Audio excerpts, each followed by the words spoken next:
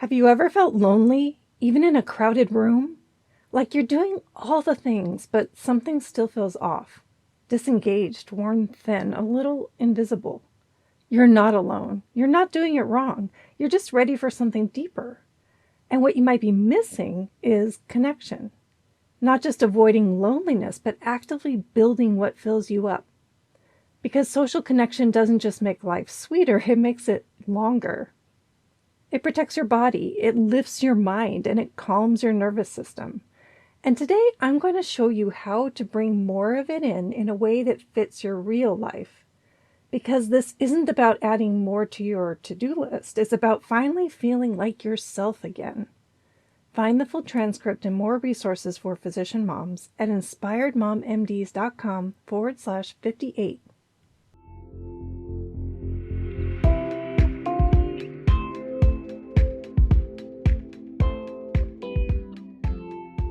You're listening to Inspired Mom MDs with host Cindy Van Prague, helping physician moms take back control and prioritize what matters most so they thrive in private practice and at home.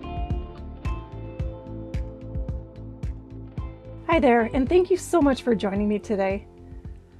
Loneliness and social isolation harms us, but why talk about this now? COVID brought a flurry of research on loneliness, and rightly so. But just because the lockdown is behind us doesn't mean it's not relevant today.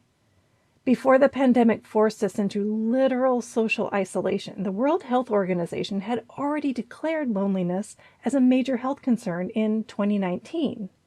And then COVID hit, and by 2023, the U.S. Surgeon General released an advisory denouncing the epidemic of loneliness. This trend of loneliness started at least 20 years ago, and it got fast-tracked with the viral pandemic of COVID.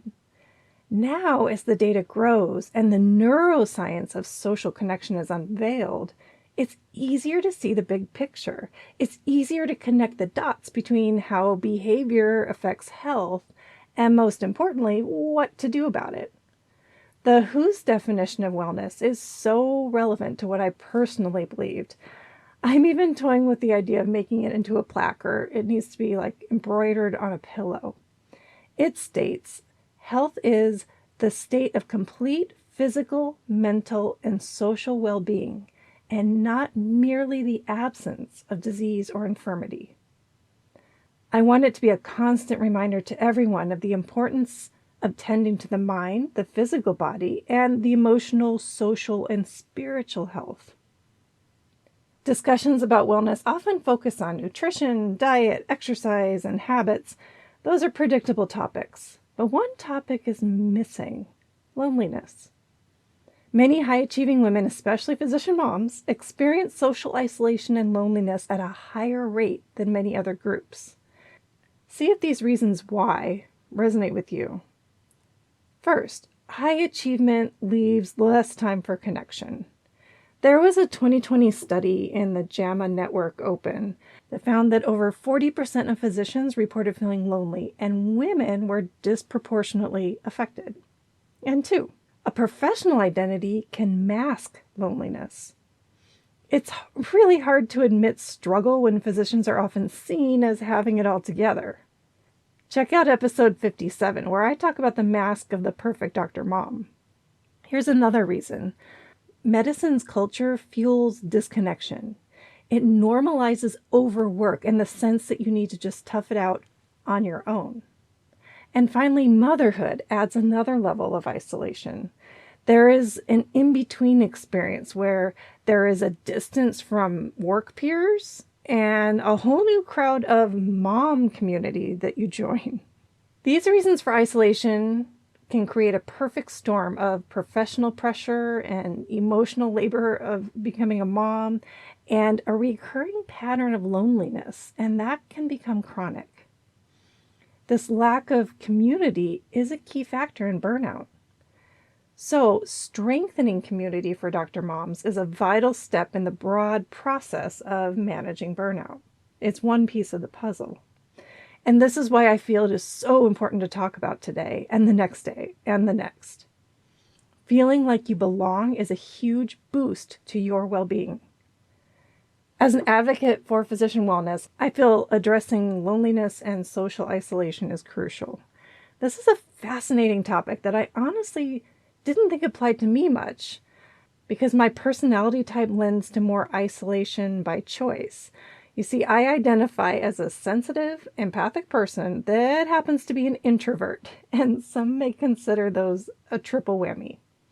But these things aren't bad. They are strong and beautiful characteristics that happen to have a learning curve. But harnessing these strengths is a subject of another episode, for sure. So the rest of today, I will cover what qualifies as being connected and how do you become aware to identify what constitutes loneliness and social isolation. And then I'll cover actionable steps on how to be more connected. And finally, I want to add a note about social media and how that plays into all of this. So let's go. Social connection that fits your style will improve your well-being. The absence of loneliness helps, but did you know that actively increasing connection not only improves well-being, but is protective? It has a protective effect. You get more return on wellness when you focus on strengthening connection versus just avoiding isolation. So this protective effect increases the odds of survival by 50%, whereas avoiding loneliness would avoid the risk of earlier death by up to 32%. This data is from a review paper in 2021 from Brigham Young University. What is social connection? There is a continuum of social connection that's important to understand. First, a person may be homebound, where they never or rarely leave their home. And then there is social isolation, which is objectively being alone, such as having fewer relationships or social interactions. And last, there is loneliness, which is a subjective experience. Loneliness is a negative experience where a person either has inadequate connections with people or there's this discrepancy between what they want and what they have. As you can imagine, this is a complex topic with a lot of moving parts. Like, is there a structure to form relationships? And if so, are they even available to that person? Or maybe you have an interaction with someone, but it's not positive, it's downright negative. So you may have the interactions and relationships, but that does not guarantee a connection. The first step I want to talk about is becoming aware of the triggers. Social isolation and loneliness do not discriminate. They occur across all ages, income, gender, and living situations. And that's a broad statement. Of course, there are some exceptions and variability. I came across a study, for example, from 2020 showing that the peak age of loneliness is 19. Oh my gosh. That hits close to my heart as my 18-year-old is about to head off to college this year. I can see how leaving home would contribute to loneliness because you say goodbye to your friends, but I also see how easy it is for younger people to form friendships, to form new ones. They're in such close proximity with their peers and they have the availability of interacting with them. There are several unique factors to keep on your radar for when you or a loved one is at a greater risk of loneliness, besides going off to college. These include the expected mental and physical health conditions. They also include those life transitions that you don't want, like death, divorce, job loss, and those life transitions you do want, like marriage or birth of a little one and retirement. There are evidence-based approaches to help mitigate this loneliness. You can start with the individual. There are things that you can do alone that will have a positive effect on the subjective feelings of social isolation and loneliness. I think the word subjective is so important to recognize. This means it is within your power to change how you respond to feelings, and this lends more control to the outcomes. One example of an individual approach would be a gratitude practice, which I talked about back in episode 39.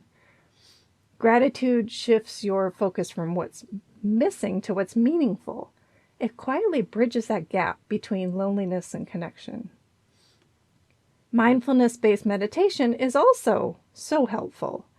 There was a small study that showed not only did mindfulness-based stress reduction practice reduce loneliness, but it reduced pro-inflammatory gene expression. And spending time with creative arts and expression is another outlet if that is something that you enjoy. Healthy behaviors reduce the likelihood of loneliness. These include eating healthier, exercising regularly, getting enough sleep. Social engagement with informal groups also increases social interaction, right? This could include joining a church social group, volunteering for a cause you are passionate about, from food banks to animal shelters, to social advocacy, to bringing elderly food in their homes. In fact, providing support for others may have a greater benefit than you receiving support. And finally, simply spending more time outdoors in your neighborhood or going out where you have brief interactions with people is helpful. You don't have to have these long sit-down coffee dates with a friend to feel less lonely. You can have several short positive interactions with people that evoke smiles. Those count. Okay, I've talked about individual approaches to mitigate loneliness, to interaction with other people in person. What do you think about social media? Does that count? I'm so thankful for technology and the incredible way it connects people. For those tech-savvy people, FaceTime and Zoom has replaced handwritten letters. Grandparents get to see their grandkids' milestones. And social media itself is interesting because it broadens a community to people you would have never met or interacted with in real life. There are vast communities online that share ideologies and hobbies and life situations. And these shared experiences are a form of social interaction, no doubt. But the double-edged sword of social media also fuels comparison with others, the fear of missing out, like FOMO, and superficial interactions. I just learned about a new field of cyber psychology, which is the study of psychological effects of technology on human behavior.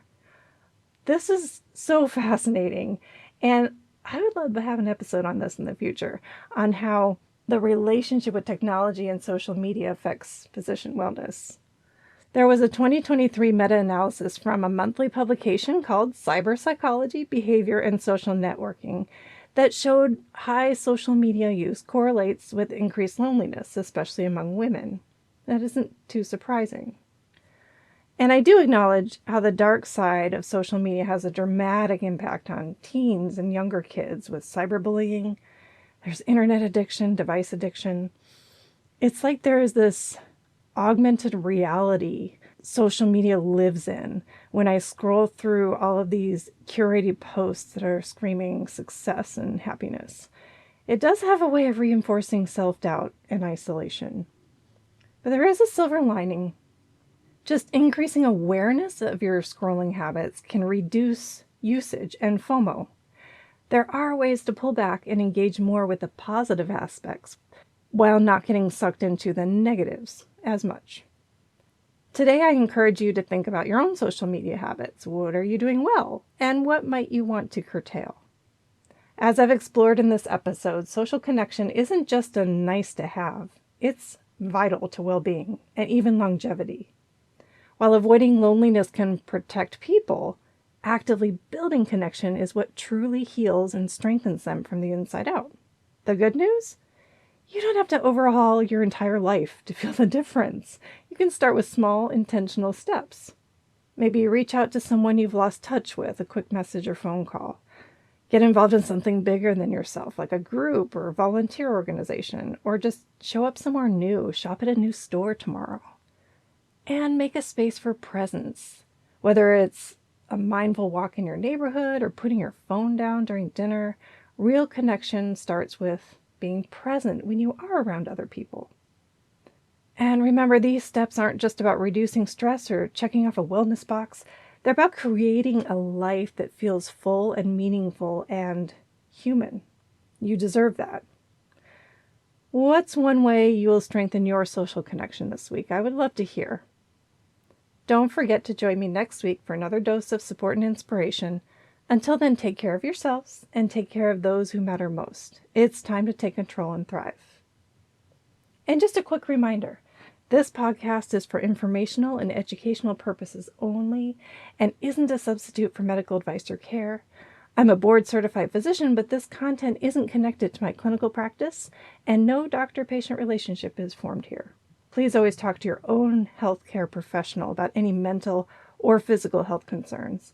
And as always, take what helps and just leave the rest. You can see the full disclaimer on inspiredmommds.com.